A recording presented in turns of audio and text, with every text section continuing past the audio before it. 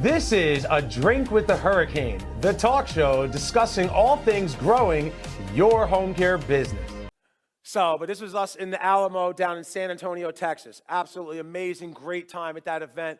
And these are all people who understand referrals equals freedom. Now, when it comes to referrals equals freedom, did everybody write that down? All right, I want to make sure you understand this, all right? So we're going to do an exercise. I'm going to say referrals equals, and then you're going to yell freedom. All right, and I want you to yell it like you really mean it, all right? So we're going to practice. Ready? Referrals equals freedom. That was good, but that whole side of the room over there was not paying attention, all right? I need to feel the energy left side, all right? Stage left, all right? That's the right side of the room. So, referrals equals freedom. Right. One more time. Referrals equals freedom. That's right. The more referrals, I want you to write this down. The more referrals I have to my business, the more freedom I have in how I run my business. That's what you write down. The more referrals I have to my business, the more freedom I have in how I run my business. Every single person who takes their foot off the gas marketing, their hours go down. Every single time. Well, Steve, I got to get more caregivers to meet the demand. All right, so let me stop marketing. Then all of a sudden you get some caregivers, right? But then what do you not have for those caregivers to do? You don't have clients. So why do we stop marketing? Referrals equals freedom. It's always easier to turn away a client than it is to get people to call you for services. You never stop marketing. Now, it's not just referrals for clients, though. All right? It's a specific type of client. We have to know our target customer. I start right here with this. Don't worry, I'm going to go through everything. There's a lot of slides, but it starts with this. Because if you don't know your target customer, you're dead where you stand. You're not going to grow your business. You're not going to get the caregivers. You're not going to be able to do anything that I'm talking about. This is the evolution.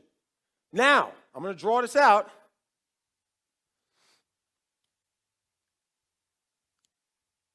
Clients, what is the target customer?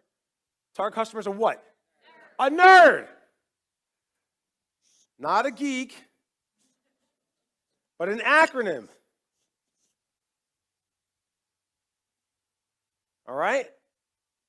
N-E-R-D. Write that down vertically. Clients, what does N stand for? Need. Our patients have to have a need. Not just a small need. The true target customer has a great need. Next to need, I want you to write equals 5 plus CC, and the CC stands for chronic conditions. Our target customer is somebody with 5 or more chronic conditions. My two ladies over here on the left from Dallas with the hospice business, right? You're looking for people with 5 or more chronic conditions. That's somebody who's probably got a 6-month or less terminal diagnosis, and that is your target customer. That's what you're looking for. For your private pay side of the business, you're also looking for that because that's the person with the greatest need. Because we all know, or maybe we don't know, it's easier to staff a 40-plus hour a week case than it is to staff a 6-hour a week case. So even though the 6-hour a week client makes, I'm going to help that person too, and I understand it, but the 6-hour a week client is very difficult for us to staff and manage. We spend the majority of our time staffing and restaffing and restaffing and restaffing those minor cases. Those minor cases are the ones that have the highest failure rate, which are the ones that burn our reputation, which are the ones that cause us to get a bad mark on internet when people are giving us a 1-star rating and this happened, the caregiver didn't show up, they sent 6 different people to my house or whatever, blah, blah, blah, blah, right? And you like the way I said that, blah, blah, blah, blah, because that's what they say. It's exactly what they say. Remember the old Charlie Brown, right? Wop, wop, wop, wop, wop. That's the clients when they're complaining about the caregivers constantly, the revolving door, right? And we're all laughing because we all know exactly what I'm talking about. But when you have clients that have great need, it's easier to staff it with 1 or 2 caregivers to take care of all the hours that that patient needs. And those caregivers and that client form a relationship. They form a bond, which leads to a superior outcome, which leads to clients staying with you for a long time. Right, Brian? Remember all of our clients we had? We had so many clients with us for years. And it was 1, maybe 2 caregivers taking care of that client, not 15, 16 different people. But every time we had those 15, 16 cases, they didn't get the 15, 16 caregivers because they quit after 3. That's how you build your business. Clients, what does the E stand for?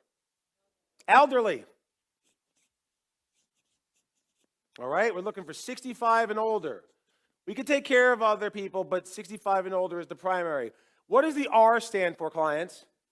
Resources. You see my non-clients, how good my clients are? This is why their businesses are growing. Resources translates to dollars and cents. I'm going to show you a slide in a second. We'll move forward. What does the D stand for? Disabled and or dementia. You guys are great. Disabled, dementia. Disabled and or dementia. I want you to write down strokes. Stroke is the #1 cause of long-term disability.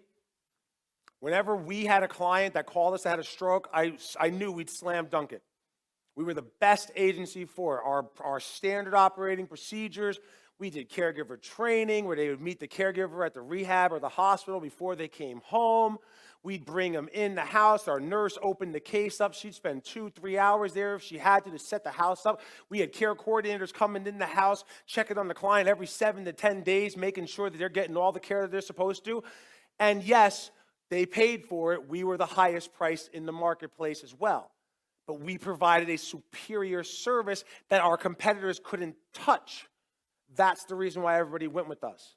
When people would say to me, when I would talk to them about services, we're going to do this later on tomorrow. I'm going to go through closing and stuff, right? But people would say to me, Steve, you know, the guy down the street, I can go with him for $2 an hour less than you. My response was, you can go with the person down the street for less than that. I won't stop you. But if you want to go with us, I can't do better on the price, but I promise you we're going to take excellent care of your mother. And then they would say, oh, that's all I wanted to hear. Okay, great. And then they sign on a dotted line. Now, 168 hours a week at $2 an hour, you're literally talking about over $300 a week more to be with me. But they went with us because of all the things that we had in place to be able to provide the superior care. And they were happy that they went with us because they didn't have to worry about taking care of mom